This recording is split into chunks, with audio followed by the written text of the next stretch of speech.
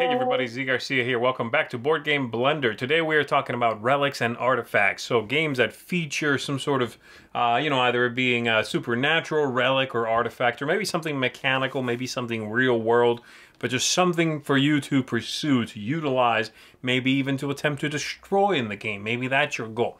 I think that's cool, having a, sort of a MacGuffin in some games, something you are pursuing, but also just having access to particularly powerful mechanisms or stones or relics, anything like that. So hopefully discover at least one new game you maybe haven't heard about, maybe dismissed, and now you see it in a slightly different light and maybe want to check it out. So again, as I always say, thanks for checking out the episode with us. I hope you enjoy it. Here we go. Hi, welcome to Bickering over board games, where we talk about topics, trends, and things in board gaming and how we feel about them. The topic for this week is relics and antiques. Relics. But first, I guess we should probably address why we're on our phone in front of Smokey, the bear. Because I'm doing a 2-week detail down at a fire dispatch center, and this was the closest thing that we could get to shoot the blender. So Kaylee's no longer on that fire I told you guys about, but she's still working for the Forest Service and helping keep us safe out here in the West. One of my favorite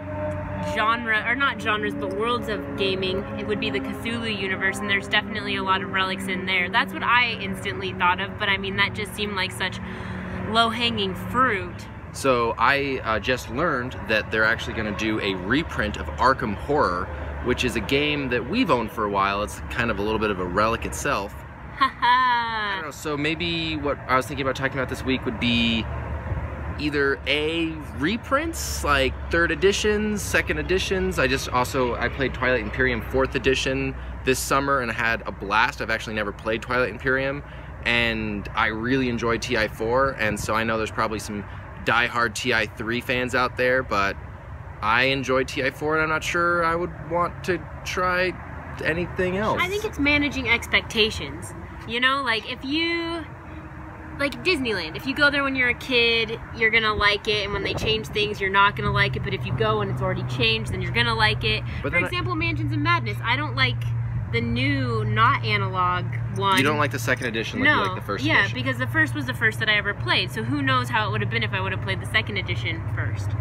I mean, I don't know, I think that's a particular case in which I think there are good arguments in favor of 1st edition. It's a very different experience. It is. A human overlord or master or whatever, game master, is going to be different than a computer algorithm, but I mean, I definitely play a lot more Mansions of Madness 2nd edition than I ever played 1st. Yeah, because it's easier because you can get 2 people to the table, which seems to be a theme for us. The game that I was thinking about talking about was a game called Euphoria that I just got to play for the first time yesterday. Well, so it's like, in the game, one of the resources is relics, because it's a dystopian future, and so there's these cards that have glasses, books, board games, actually. One of them is, there's a relic which is clearly viticulture, which is also by Jamie Stegmaier. So Jamie Stegmaier is the designer that does Euphoria, and I really loved it. I think you're gonna like it too. I'm excited to play it. Speaking of Euphoria, which I played recently, is the sort of topic or trend we've covered in the past about games that are not that old already being kind of forgotten. So Euphoria, I would say, is already, it came out in 2013 or something, and I've been wanting to play it for years, but it's, not what I would call a hot game.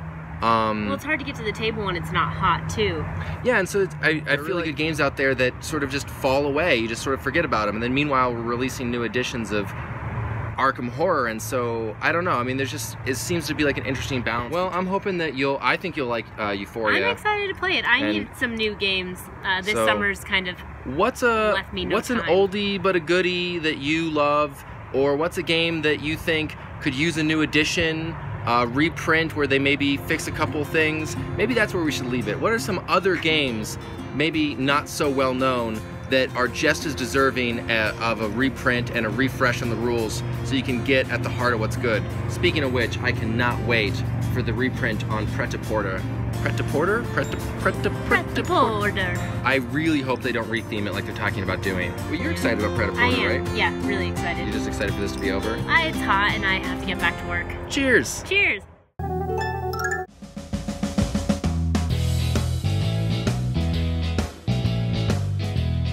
Hello friends of the blend, and welcome back to Retro Board Game Corner. Today we're talking relics and artifacts. I have the most perfect game which you need 3 relics to collect to actually win. They are the Staff of Ra, the Map Room, and the Ark. Have you guessed it yet? Well, you're right. It's Raiders of the Lost Ark. But I don't have it here because it's deep inside a jungle, and I must now go get it.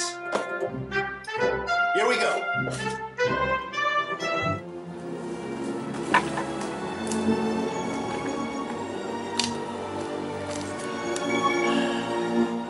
There it is.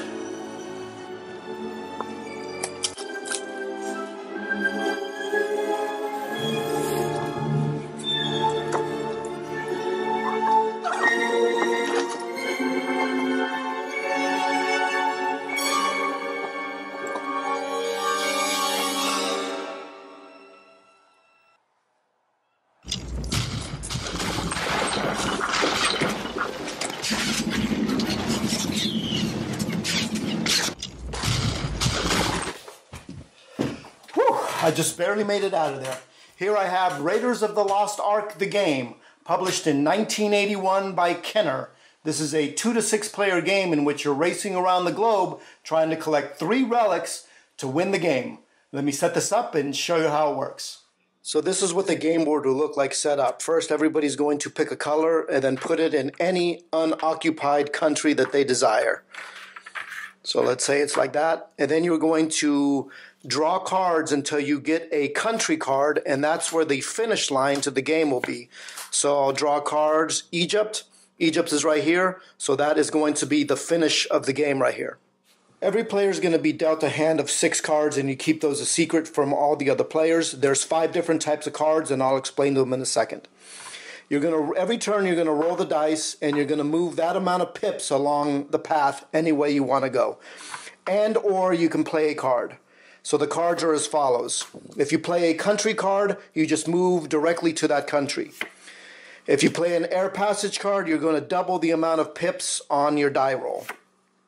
If you play a hostage card, you're going to take an opposing pawn and put it anywhere on the board, and they're going to miss their next turn. If you play an ambush card, you're going to pick an opponent's pawn, and you're going to draw one of their cards out of their hand. And a passport card, you're going to need the passport card to pass through any of these red arrows.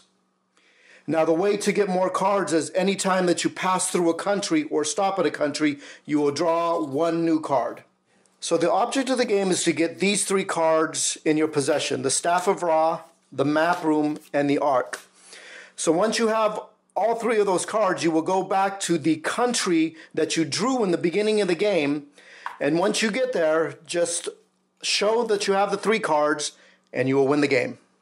This game really doesn't have a lot going on to it, but it has a really heavy take that element. When somebody has the 3 cards and other players are ambushing them and just stealing that card.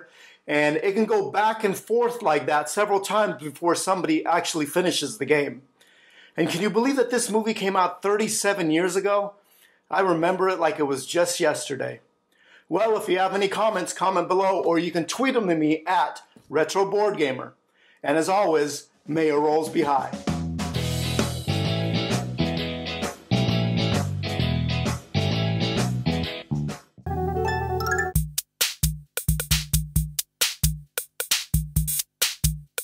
Let's talk about our quirky game for this episode. That is Imaginarium. In Imaginarium here, you are going to be playing in a steampunk setting, trying to put together these strange machines in your factory floor, gather resources, and then churn those resources into, well, victory points and possibly upgrades and things like that.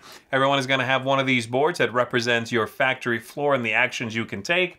And you are going to be using these 2 arrows here to take 2 connected actions on your game. You're also deploying your character to a conveyor belt in which you are gathering new resources, new cards, and you are going to be building these. They take raw materials and they give you some sort of strange contraption.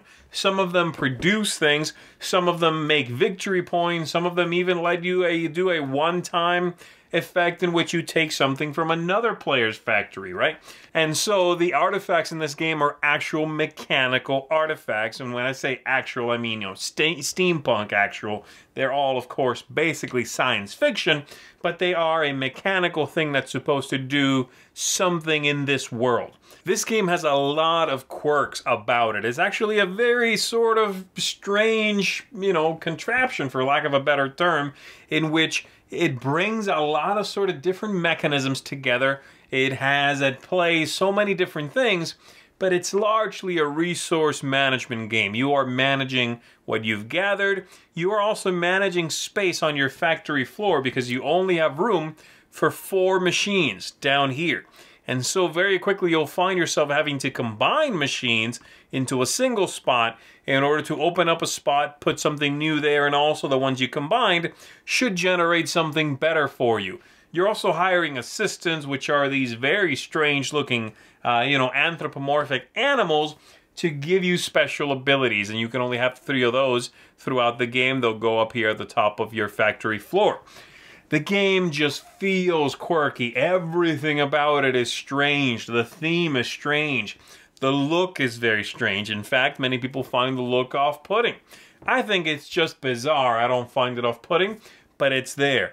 The entire production has a slightly otherworldly feel to it, and even the cadence in the game can be strange. You'll be working for a while before you start generating victory points.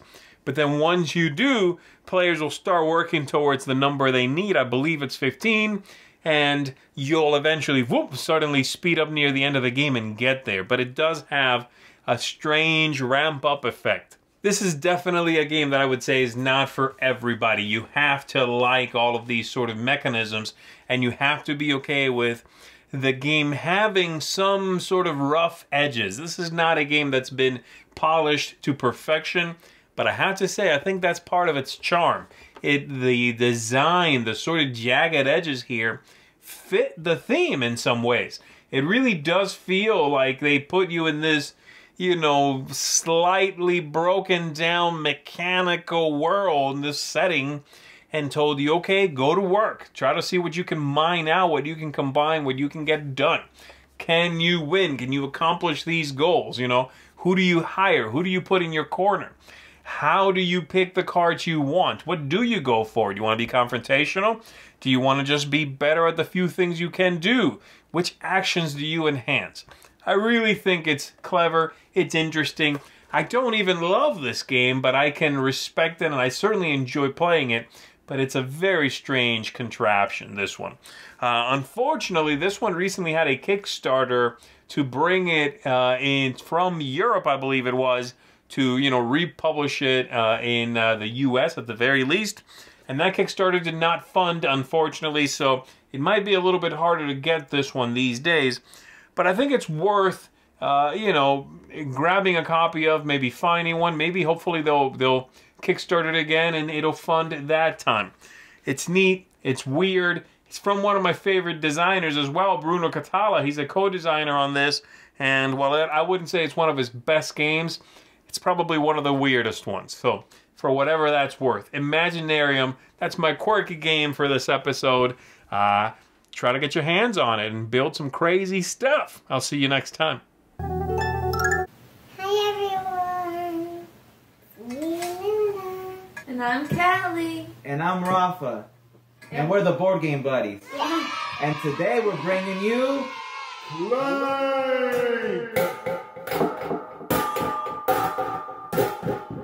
So, Clank, a deck building adventure, is a deck builder. What that means is that you start with the same 10 cards, and over the course of your turn, you're going to play 5 of those cards. Then you'll get points to buy cards from the market, which you can find even more artifacts, maybe some companions, maybe some gems, and as hopefully, as well as some movement. Because this is a deck builder with a board, and you're going to go deep into the dungeon trying to get the best artifact you can and get out before the dragon gets you.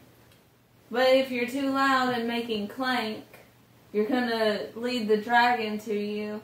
Right, the reason it's called Clank is because over the course of the game there's a push your luck mechanism which you could do some pretty awesome things, but you're going to be making a lot of noise. Now when you make the noise, you're going to put little cubes right here on the clank banner.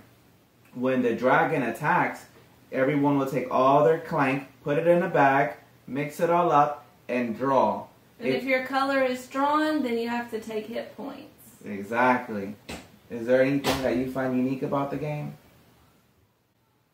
Well, just like how you have to navigate through the dungeon. So you can get like keys to get into locked rooms or teleports to get deeper into the dungeon. But then there's also limitations, like going through these, you would have to have swords to fight the monsters to go through these paths. So it takes some navigating skills. Wow. It's like another element on top of the deck builder. Right, so you get your cards, maybe you have 1 or 2 boots. Do you make a left? Do you make a right? Do you choose to fight a goblin to get some gold? Maybe you want to go to the market. And it's really fun just to see how deep and how long you can last in the dungeon. Whenever I play this game, I'm always clanking hard. I'm making the most noise I can, and I just hope to make it out of the dungeon alive. What we find is that it's a great gateway game. Yeah. You can sit down with a new player, and you don't really have to hold back. You can teach them the game under... It's really easy to teach. Yeah, one of the best things about Clank is the stories it'll create. Like, we'll remember games we played with her brother or one of our other friends, and we can remember, like, oh, that's the game where so-and-so got this card and did this strategy. Oh, and the board is also double-sided. So it's kind of like you get a mini expansion with the base game because you get another dungeon. A completely fresh layout that, you know, shifts everything around. Because on the blue side, we kind of got this one memorized, so we started playing on the red side. Yeah, and now we're kind of feeling like maybe an expansion is in our future. Maybe. But yeah, the last time I played it, a card came out that I'd never seen before, so who knows what's still in here. Luna, do you like Clank? Yeah. What do you like about it? I read all the questions. You like the rooms with all the surprises in it? Mm-hmm. Nice. And with all the lock and the devil. You like the baddies? Oh, you always like the baddies. If you want to know more about Clank, come check out our top 10 essentials games list where we talk more about it at theboardgamebuddies.com. Until next time, see ya, buddies. See ya, buddies.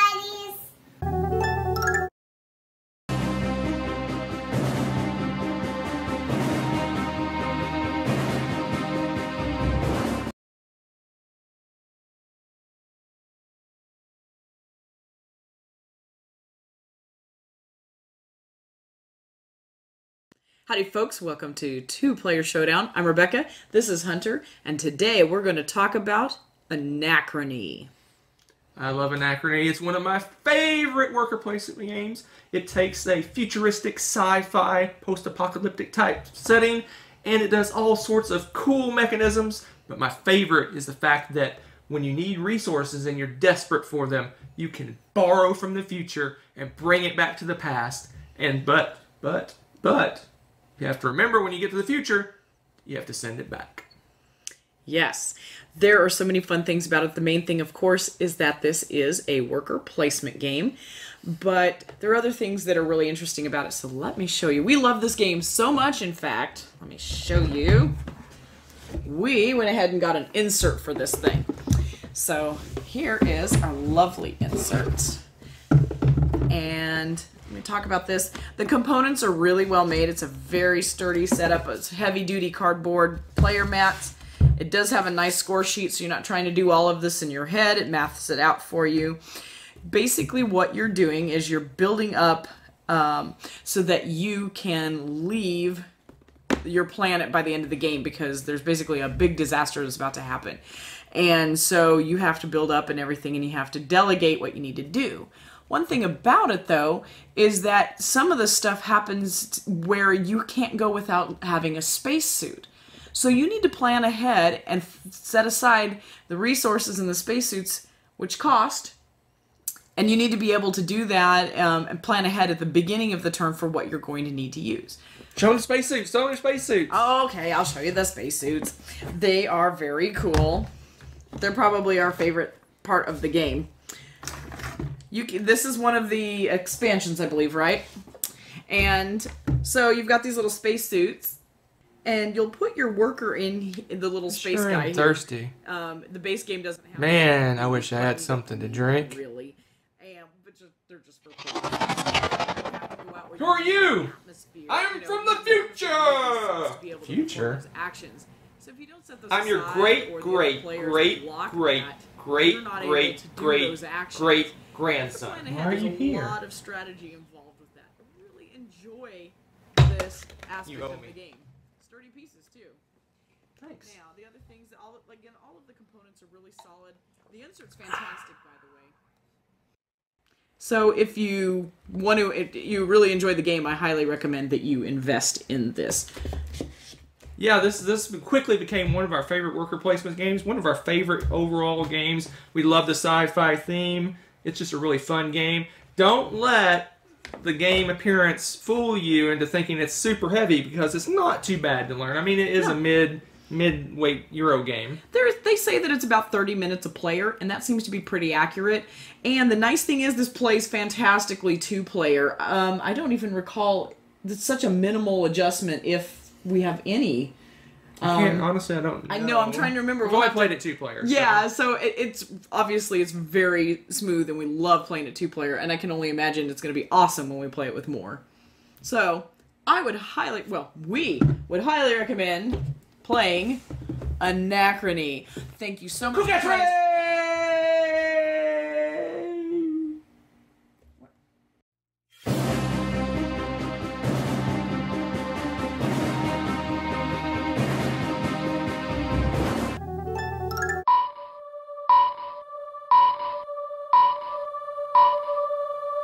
For our game Under the Radar, I'm taking a look at Alien Artifacts here, a game in which you are going to be taking your faction across the cosmos, discovering new planets, discovering new technology, building up that technology, basically doing everything that you would be doing in a 4X game. However, this is called often a 4X game, but it's really just a card game. It's a game in which you are going to be using these cards in order to do all of those other things, and they are all themselves based on cards. So, while it has the theme of a 4X game, in my opinion, it does not feel like one. For one thing, it's not as long as most 4X games, and it does not really translate into manipulating a bunch of little bits and sort of watching your empire build and grow and expand, and you attacking and exterminating other players. It's much more straightforward than that, and utilizes really just the theme of a 4X game to get all of these things across. You are going to have a faction, as I said, you are going to have some cards, and then you start exploring all of these different options. What you do is largely up to you, and you're going to get victory points at the end of the game based on a few different parameters. The main idea behind these alien artifacts, as listed in the title of the game, is that there are alien races out there. You can attack them, you can conquer new planets, as I said, but there's also a deck of alien artifacts, and these are extremely powerful things. However, they are not free, and each faction is going to have a card that tells you how you gather them. You might get them from other things, such as attacking and doing quite well, but usually you are going to have to purchase these. And so if you are the academics here, you are going to have to spend 10 of a specific resource. If you are the Relics, you can just buy them for your currency, 14. It's going to get you one of these alien artifacts. And so on. There are different combinations of costs. But while these are extremely powerful and have lent their name to the game itself, they're not a guarantee. You don't always want these. For one thing, you're giving up a lot of resources to buy one, and you're not sure what you're going to get. So they have an interesting feeling, and I think they appeal to a specific kind of player. When you draw one of these, it's possible it's not great for you now, and it's possible what you gave up would have translated into something more direct rather than gambling on one of these alien artifacts, right? So, for example, this one might say you can take 2 buy actions at no cost. you might not need to buy actions. You know, maybe you have one that says you can place this one face up on the table and draw 6 cards and attach them here. You can spend those cards. Great, that's usually useful, but maybe you weren't having a struggle with card flow. And so that's clever and interesting, and I think it's a nice option that does not overwhelm the play in the game. It's not about making enough to buy alien artifacts. It's about having that option there as well. If you are feeling like you want a little wiggle room, you need some direction, maybe you've got these resources you're not spending on something else, and an alien artifact just might give you something you can really use, then you can target them and go for these. It's also nice when you get one of these through a different means, right, through combat or something else, and then you've got an ace up your sleeve holding one of these. That's going to give you some direction, right? And so I like that. There's sort of goals in some ways that you can work towards, but you don't necessarily start with that goal. You can choose to give yourself direction throughout the game. I find it to be a very quick game. It's one in which the turns are very speedy, but it's one that takes a theme, uses that theme, but doesn't give you the kind of game you expect from that theme. And it really appeals to me. I like the look of this game a lot, and I just like the way it flows quite a bit. Yes, there's going to be some confrontation, as you should expect from a 4X game. Yes, there's going to be some quote-unquote expansion, as you should expect. But it's really not the same kind of beast, you know. I really enjoy it, and I would say if you are looking for a 4X style game with that theme, let's say, but you don't necessarily want that time investment or complexity, then Alien Artifacts is really a very good choice. This is a good game, and it's one that it just recently came out, well, you know, about a year ago or so. I would say that's still quite recent, but I don't think it's gotten a lot of traction. It even had a small expansion that gave you some new cards, some new ideas. Very few cards, really. But, you know, it seemed like it was getting some love, so I like that, seeing the company support the game. Still, not a lot of people playing this, I feel, and I would say you should definitely give it a try. Yes, it's a little bit of a strange creation, but it definitely deserves a little more attention than it seems to be getting. That's Alien Artifacts, my game under the radar this week. Check it out, folks. Get yourself some awesome Alien Artifacts and conquer and rule the galaxy.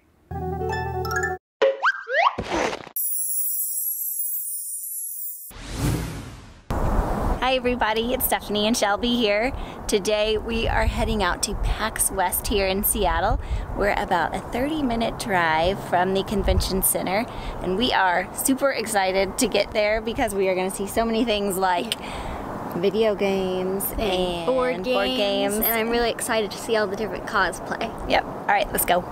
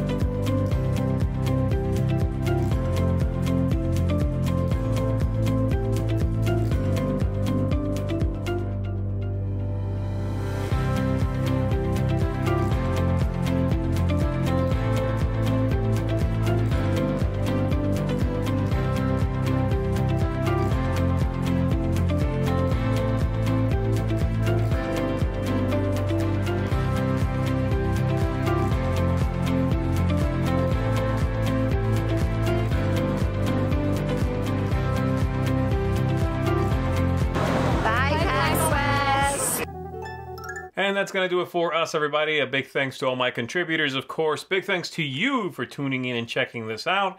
And as always, we have more episodes you can go back and check out, or tune in a couple of weeks and we'll have a new one of these for you. Have a good day, and as always, stay a friend of the blend. I'll see you.